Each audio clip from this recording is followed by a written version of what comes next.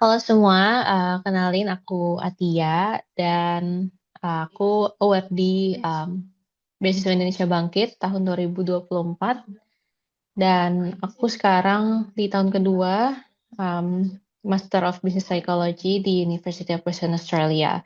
Dan kalau kalian mau tahu lebih dalam tentang BIB bisa tanya-tanya aku di Instagram dan juga bisa connect di LinkedIn sama aku. Oke, first of all, aku mau jelasin dulu tentang beasiswa Indonesia Bangkit. Beasiswa Indonesia Bangkit itu biasanya disebut juga dengan beasiswa Kemenak LPDP karena basically semua fundingnya sama. Cuman yang bisa apply itu universitas-universitas atau instansi, misalkan kalian kerja itu yang di bawah Kemenak gitu. Tapi dengan komponen pendanaan yang sama tok dengan LPDP. Kayak gitu. Jadi mungkin ruang lingkupnya lebih kecil. Jadi kalau kalian misalkan dari UIN atau dari instansi-instansi di bawah Kemenak, itu kalian bisa apply di sini dengan kesempatan yang lebih besar, bisa dibilang gitu. Karena ya ruang lingkupnya lebih sempit, yaitu di instansi di bawah Kemenak. Dan ini aku jabarin dikit komponen pendanaannya, sama semuanya dan juga jumlahnya pun juga sama kayak LPDP gitu. Tapi cuman mereka ada aplikasi tersendiri gitu. Jadi ini misalkan nanti kalian keterima itu ada aplikasi pengajuan tersendiri untuk Beasiswa Indonesia Bangkit. Oke, ini tips-tips dari aku yang menurutku sih penting banget ya. Yang pertama itu adalah pasti belajar bahasa Inggris, um, IELTS, persiapan IELTS terutama. Dan belajar bahasa Inggris tuh nggak harus mahal, teman-teman ya. Jadi kalian bisa mulai dari YouTube misalnya atau website-website gratis yang tersedia lah di internet kayak gitu. Dan juga um, selama belajar bahasa Inggris ini kalian sign kayak buat happy untuk bisa belajarnya. Jadi kalian bisa pakai media film atau novel. Pokoknya kalau belajar bahasa, saranku temukan media yang kalian suka biar kalian happy ngejalaninnya. Karena belajar bahasa baru itu kadang banyak challenge-nya juga. Jadi it's very important for you to find something yang benar-benar kalian suka lakuin. Kayak aku kemarin aku suka baca, jadi aku kayak baca novel bahasa Inggris. You can also download the PDF, I think, atau juga kayak nonton film dengan subtitle bahasa Inggris gitu. Itu bisa mempengaruhi juga. Dan juga cari teman yang misalkan lingkungan yang emang teman-teman yang bisa bahasa Inggris untuk ngelatih speaking, karena speaking juga penting ya, karena terutama untuk IELTS itu kalian akan tes dengan native speaker biasanya, kayak gitu. Jadi uh, bahasa Inggris itu penting banget. Atau misalkan kalau kalian pengen ke negara Timur Tengah pun bahasa Arab. Jadi again pastikan negaranya tuh ya, tapi in general tuh bahasa Inggris gitu. And next adalah karena aku basicnya psikologi dan aku menerapkan ini ke diriku sendiri. Jadi yang paling penting juga menurutku itu mengenali diri sendiri. Jadi uh, dalam pendaftaran beasiswa itu kan nanti kita ada nulis essay gitu kan, which is kita kayak describing diri kita itu, terus minatnya, kekurangan, kelebihan, dan sebelum kita bisa nulis semua itu ya kita harus kenalin diri kita dulu gitu, kita harus kenalin kekurangan, kelebihan, dan juga intensi kita untuk lanjut studi itu apa, karena intensi itu menurutku penting banget. Once kita tahu intensi kita untuk lanjut studi ke luar negeri itu apa, semuanya tuh akan gampang gitu loh. Jadi kita tahu arah. Jadi esai yang akan kita tulis itu nanti akan tertata rapi dan kayak jujur lah isinya kayak gitu. Dan ya kalian juga bisa persiapin mulai dari sekarang, terutama karena mengenal diri tuh bukan proses yang pendek, itu proses yang agak panjang dan bisa berbeda-beda untuk setiap orang gitu. Dan yang ketiga adalah of course persiapan berkas. Di sini aku taruh linknya ya kalau kalian mau cek in detail tentang berkas-berkas apa aja yang kalian perluin. Intinya adalah kalian harus perhatikan secara detail berkas-berkas apa aja yang diperlukan. Kayak sertifikat bahasa Inggris, referral letters, terus esainya ada 2 sih kalau nggak salah di BIB itu. Jadi ada yang pengenalan diri sama kontribusi terhadap negara, I think. Jadi ada 2 esai itu. Nanti kalian cek aja di websitenya untuk lebih detailnya. Dan again bener-bener perhatiin secara detail apa yang mereka minta. Usahain untuk dilengkapin semuanya. Dan esainya again itu aku berharap banget kalian bisa nulisnya dengan jujur dan ya jadi diri kalian aja gitu karena ini akan berkaitan dengan proses selanjutnya yaitu tahap wawancara kayak gitu. Jadi ini linknya ada di bawah kalian bisa mungkin cari nanti linknya ini dan bisa baca lebih detail tentang apa aja yang disiapin kayak gitu tentang apa berapa IELTS atau TOEFL IBT-nya kayak gitu gitu. Nah, setelah kalian nanti lulus tahap administrasi dan psikotes, itu biasanya kalian akan ke tahap wawancara dan berlatih wawancara itu penting banget. Jadi biasanya ada kayak komunitas gitu sih kalau kalian udah lulus tahap administrasi dan skolastik, itu kalian akan masuk grup gitu untuk bisa latihan wawancara. Jadi jangan khawatir. Biasanya award-award akan kayak buka peluang untuk kalian bisa berlatih wawancara. Dan wawancaranya itu ada 1 orang akademik dan 1 orang psikolog. Seperti yang aku bilang sebelumnya, menulis esai itu harus jujur karena ya apa yang kita tulis di esai itu akan dipertanggungjawabkan di wawancara ini basically. Jadi si akademiknya itu akan of course nanyain kenapa kita ambil major ini, kenapa kita mau lanjut S2 dan lain-lain. Nah, untuk si psikolog itu bener-bener nggak ada template pertanyaannya, teman-teman. Jadi apa ya, mungkin kalau untuk akademisi kita bisa lah cari di Google kayak tipikal pertanyaan yang akan ditanyain tuh kayak gimana.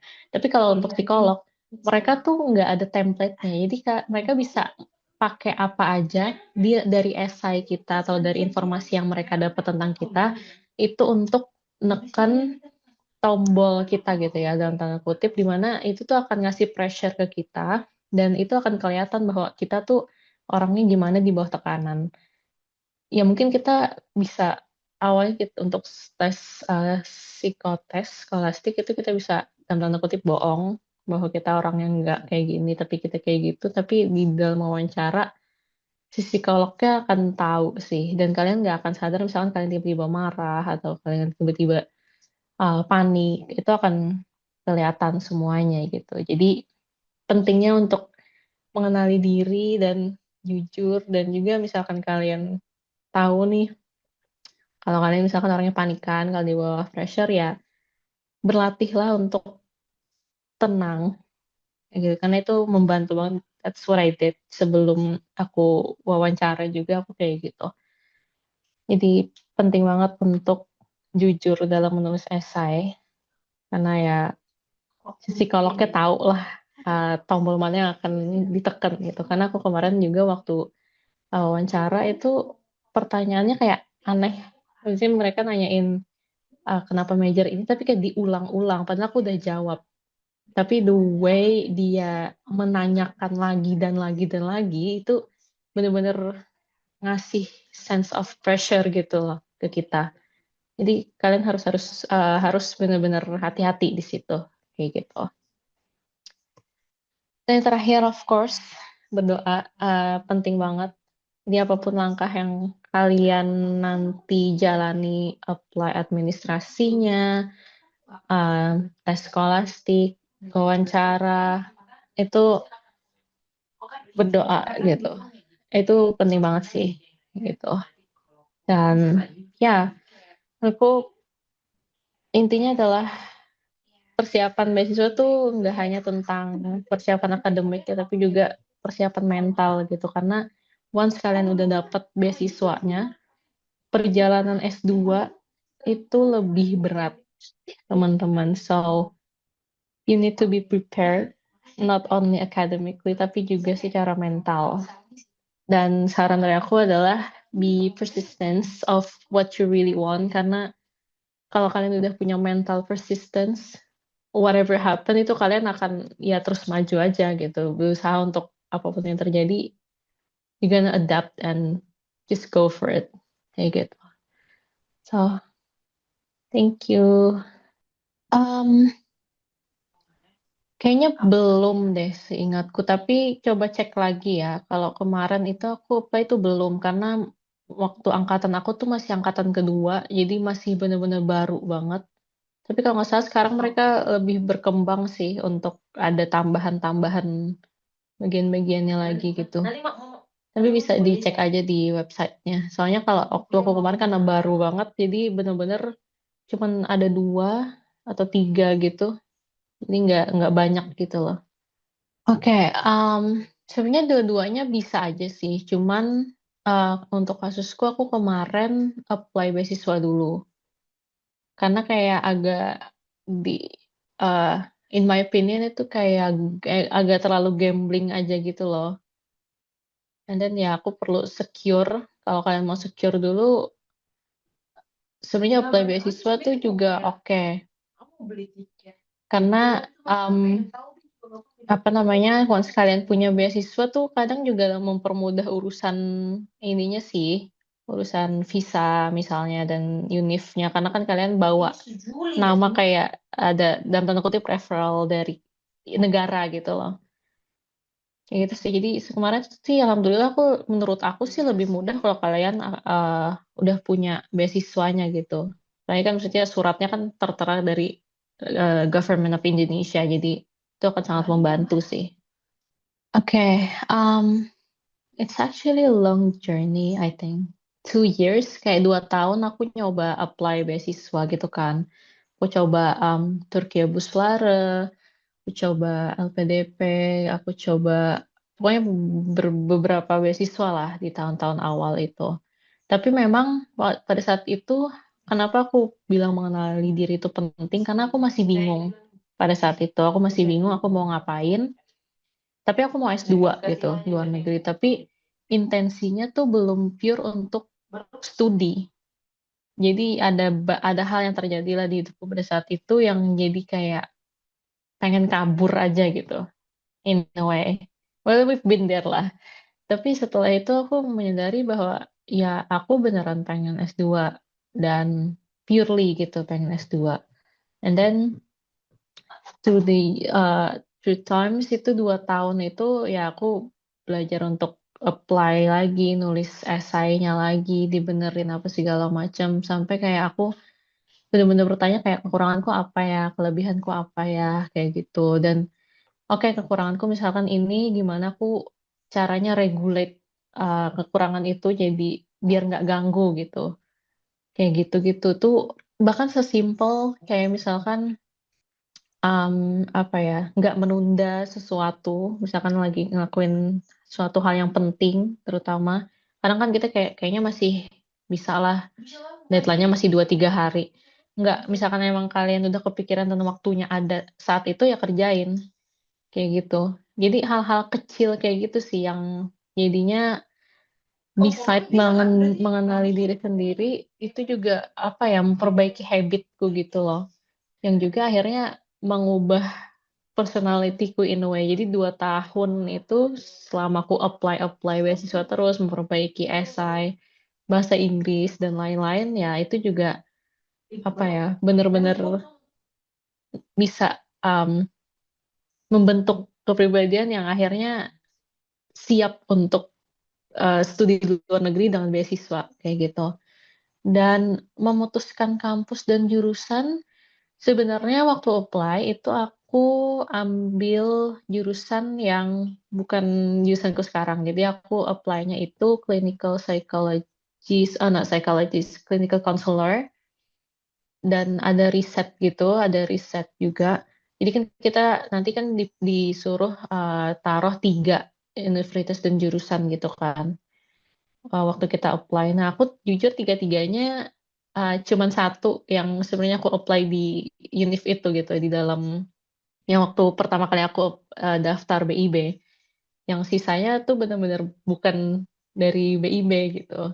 Tapi ya akhirnya aku ngajuin aja dan ya di approve aja sih sama mereka kayak gitu. Selama masih satu jurusan dan masih sama meskipun univnya nanti misalkan kalian udah apply nih kayak misalkan kalian taruh 3 jurusan di 3 kampus and then ternyata kalian apply dan keterima di kampus yang berbeda karena ada banyak kasus juga kan misalkan IELTS-nya lah nggak nyampe atau apa segala macamnya jadi ya kita harus pindah kampus misalnya kayak gitu jadi biasanya sih akan di approve aja sih sama mereka.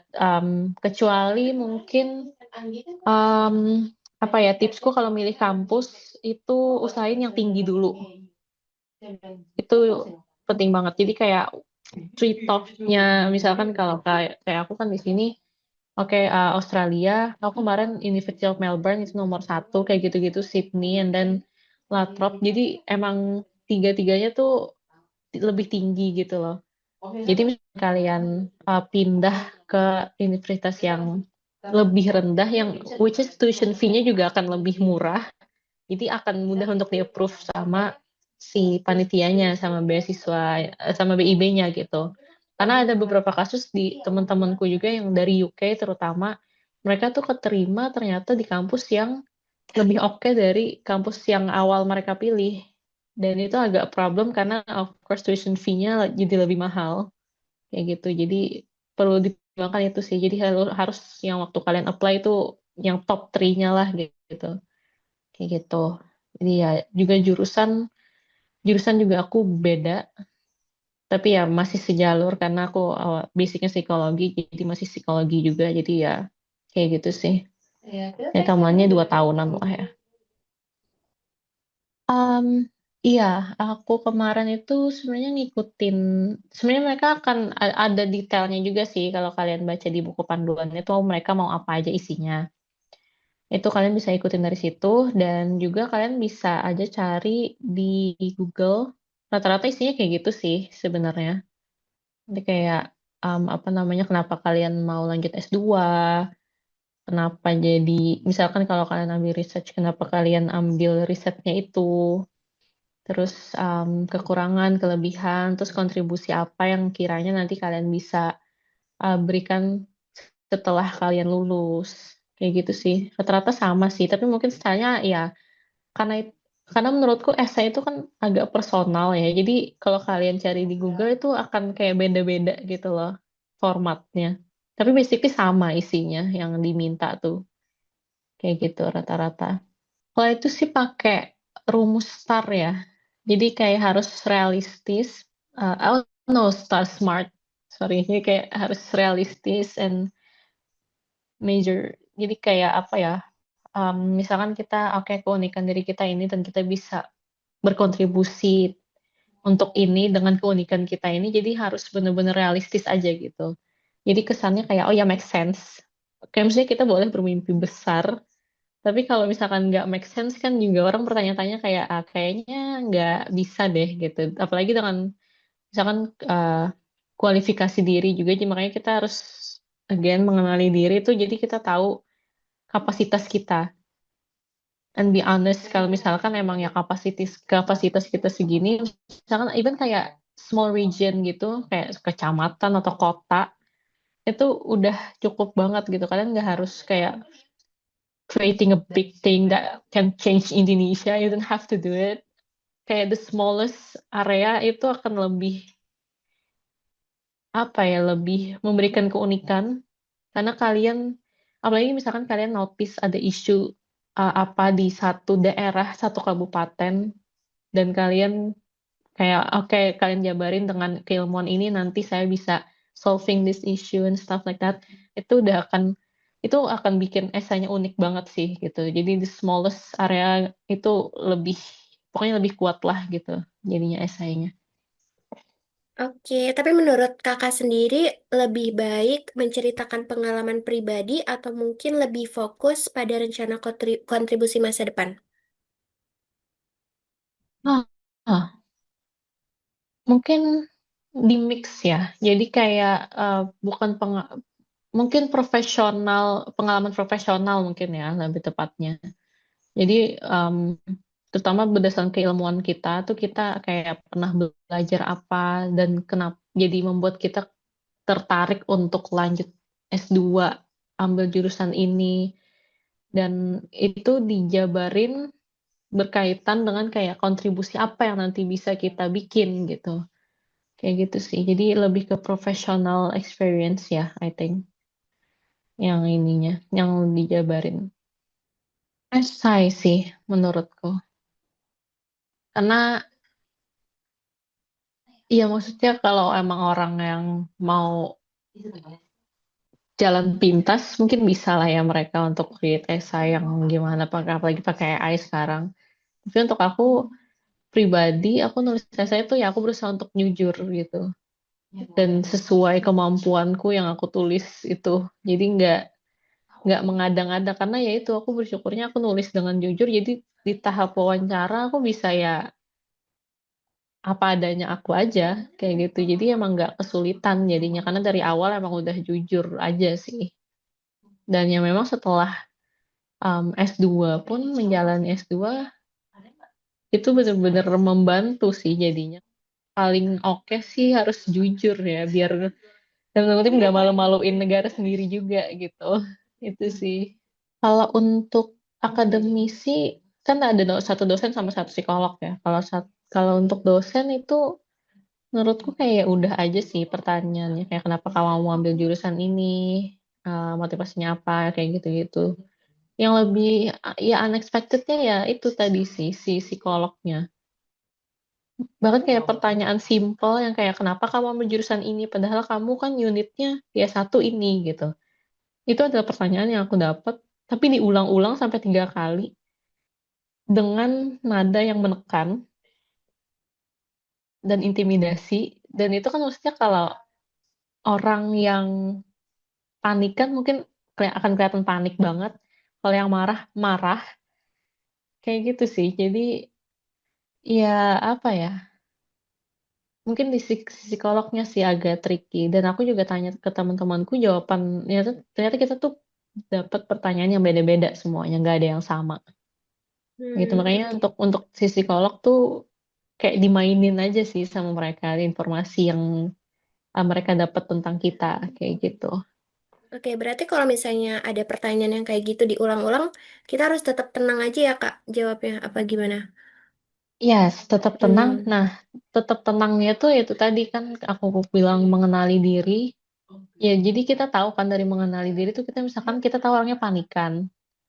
Oke, misalkan ini ada waktu kan, misalkan kalian mau apply untuk tahun depan, ini masih ada waktu 6 bulan, which is kita bisa bangun kebiasaan baru yang bisa bikin kita jadi lebih baik gitu. Jadi kita bisa memperbaiki misalkan kita orangnya panikan, ya gimana caranya kita bisa lebih tenang, dan kayak mestinya untuk kebiasaan kan 3 bulan tuh udah kebentuk gitu kan dan pola pikir kita emosi kita juga udah kebentuk gitu jadi sangat penting untuk mengenali diri sendiri misalkan kalian temperamen karena banyak juga kasus yang maksudnya wadah-wadahnya tiba-tiba marah-marah sama interviewnya karena ya itu interviewernya karena ya mereka ditekan kan kayak iya, gitu dan of course mereka gagal jadinya gitu itu sih jadi kayak dilatih untuk tenang dan persistence itu sih karena semua aku karena aku belajar clinical psychology juga ya iya, jadi aku lihat teman-teman awardee di sini juga yang LPDP yang BIB one thing yang kita sama dan kita orangnya persisten semua ini kayak mau apapun ya kita jalanin maju aja berusaha untuk tenang aja gitu jawab jawab. berusaha Oke. berusaha untuk menjawab Oke, tapi berusaha kalau misalnya semaksimal sebaik minta mungkin waktu beberapa detik itu nggak apa-apa.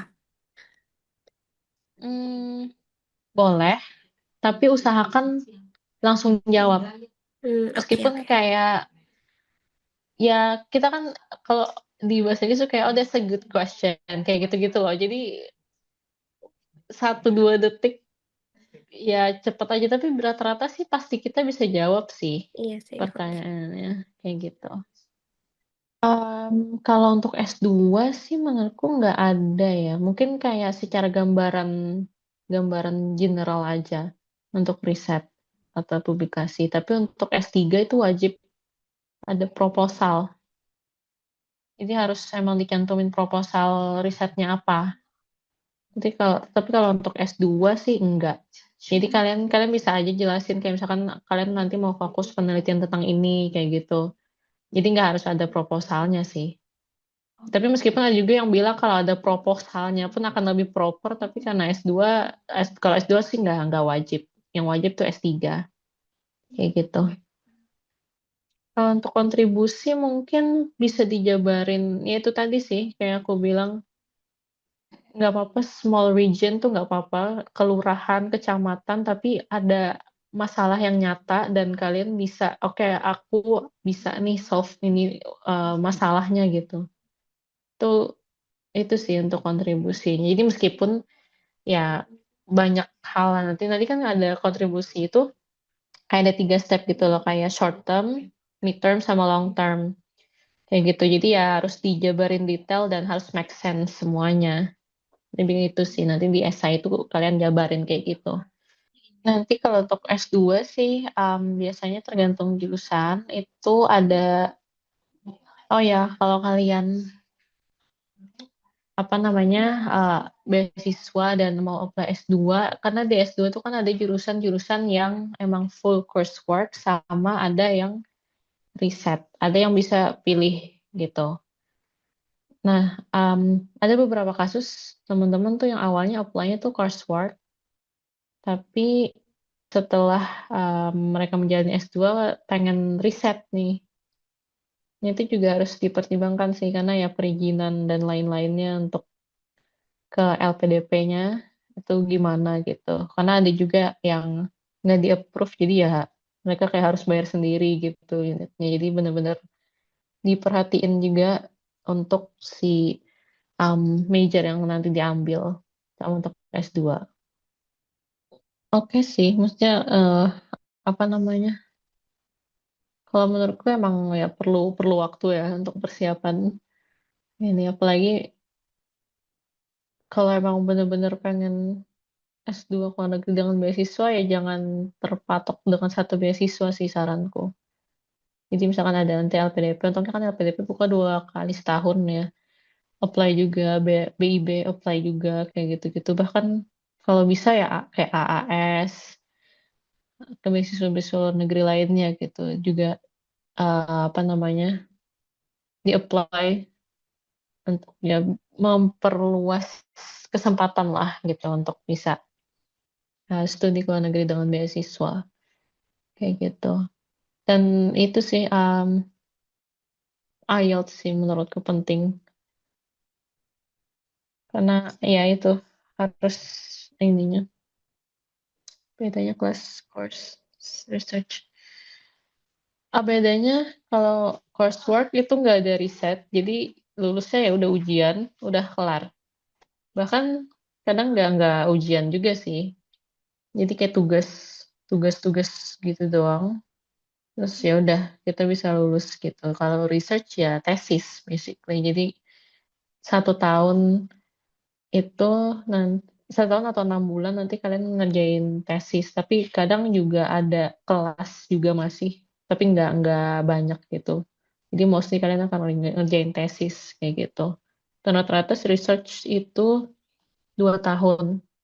Kalau coursework itu ada yang 1 tahun setengah. Kalau di Australia ya, 1 tahun setengah atau 2 tahun gitu.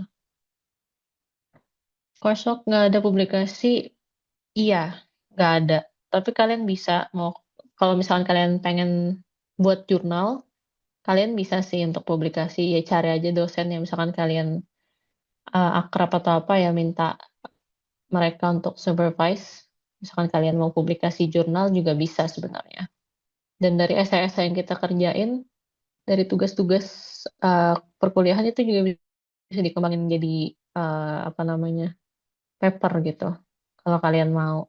Tapi ya karena kita untuk coursework itu kelas dan tugasnya lumayan biasanya, dan kelas terus, masuk kelas terus. Jadi ya pinter-pinter bagi waktu aja sih kalau emang pengen masih ngelakuin publikasi kayak gitu. Iya, karena kadang se deadline-nya itu numpuk di 1 minggu. Jadi bener-bener kayak ada minggu-minggu tenang gitu kan, kayak 3 minggu yang kelas biasa aja. Tapi nanti karena kita kan wajib, kalau di Australia tuh wajib 96 unit ya. Jadi setiap setiap semesternya tuh kita wajib ambil 4. Dan itu ya tugasnya beda-beda gitu. Ada yang non standar. Non standar tuh lebih gila lagi sih. Jadi dia kayak bisa di press 1 bulan atau 2 bulan. Tapi tugasnya tiap minggu kayak bisa 3 gitu. Bikin esai apa segala macam. Nah itu bisa numpuk-numpuk tuh sama unit-unit lain, sama mata kuliah lain kayak gitu. Jadi tugasnya iya sih. Tapi juga tergantung. Ada juga yang dosennya simple aja ya udah esai gitu. 3 tugasnya udah. Cuman ya itu sih tanggal deadline-nya yang biasanya di dalam 1 minggu yang sama. Itu sih.